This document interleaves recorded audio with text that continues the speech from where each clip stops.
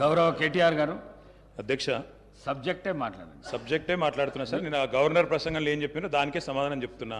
10 ఏళ్ళు విధ్వంసం జరిగింది అన్నారు. మరి 10 ఏళ్ల విధ్వంసం గురించి మాట్లాడితే 55 ఏళ్ల విధ్వంసం గురించి మాట్లాడాలన్నా వద్దా? 55 ఏళ్లు కాంగ్రెస్ పరిపాలనలో చేసిన జీవన విధ్వంసం చెప్పాలి.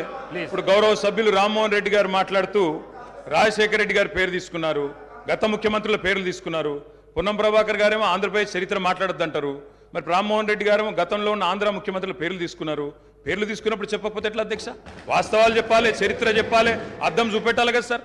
55 ఏళ్లు పరిపాలించే అవకాశం ఇచ్చినప్పుడు సాగునీరు ఇవ్వలేని అసమర్థులు, తాగునీరు ఇవ్వలేని అసమర్థులు, కరెంట్ ఇవ్వలేని అసమర్థులు వాళ్ళ అసమర్థత గురించి చెప్తే ఉలికిపడ్డం ఎందుకు అధ్యక్ష? అధ్యక్ష ఇంకొక మాట కూడా నేను విజ్ఞప్తి చేస్తా ఉన్నాను. ఇది మొదటి రోజు అధ్యక్ష. మొదటి రోజే ఇంత ఉలికిపడితే ఎట్లా అధ్యక్ష?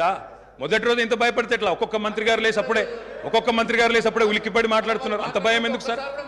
అంత భయం ఎందుకు సార్? అధ్యక్ష నిర్మాణాత్మక సూచనలు చేయాలన్నారు భట్టి గారు, వి వెల్కమ్ ఇట్. కానీ మీరు నిర్మాణాత్మకమైన గవర్నర్ ప్రసంగం ఉంటే, విధ్వంసంగా ఉండకపోతే వాస్తవాలు చెప్తే మేము కూడా వాస్తవాలు చెప్పేటోళ్ళం. మా అధ్యక్షుడు స్పష్టంగా చెప్పారు, కొత్త ప్రభుత్వం వచ్చింది, తొందరపడకండి, ఒక 3 నెలలు సమయం ఇద్దాం, అట్రఫ్లాప్ అవుతారు ఎట్లాగూ, కానీ 3 నెలలు సమయం ఇద్దాం.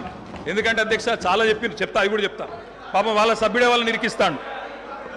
అధ్యక్ష ఒక్క మాటలో చెప్పాలంటే తెలంగాణలో అధ్యక్ష ఒక్క మాటలో చెప్పాలంటే ఏంది అధ్యక్ష కాంగ్రెస్ పరిపాలన?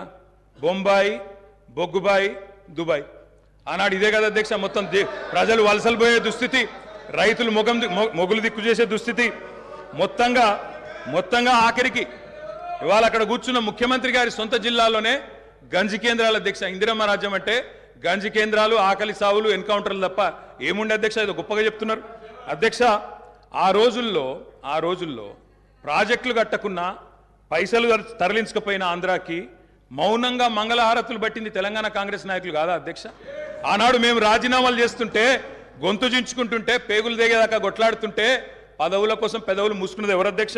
ఇలా బాగా మాట్లాడుతున్నారు అధ్యక్ష. ఇంకొక మాట చెప్తా ఉన్నా, ఇదే శాసనసభ అధ్యక్ష తెలంగాణ పదం నిషేధిస్తే ఒక్క కాంగ్రెస్ నాయకుడు మాట్లాడిండా అధ్యక్ష? ఇదే శాసనసభలో అధ్యక్ష అక్కడ కూర్చున్న ముఖ్యమంత్రి కిరణ్ కుమార్ రెడ్డి గారు, మా హరీష్ రావు గారు లేచి మాకు నిధులు ఇవ్వరా అని అడిగితే, ఒక్క పైసా ఇయ్యా, ఏం చేసుకుంటావో చేసుకోపో అన్నప్పుడు ఒక్క కాంగ్రెస్ నాయకుడు మాట్లాడిండా సార్? ఇలా బాగా మాట్లాడుతున్నారు. పదవుల కోసం పెదవులు మూసిన చరిత్ర ఖచ్చితంగా తెలంగాణ కాంగ్రెస్ నాయకులదే. అందులో రెండో అభిప్రాయం కూడా అవసరం లేదు అధ్యక్ష.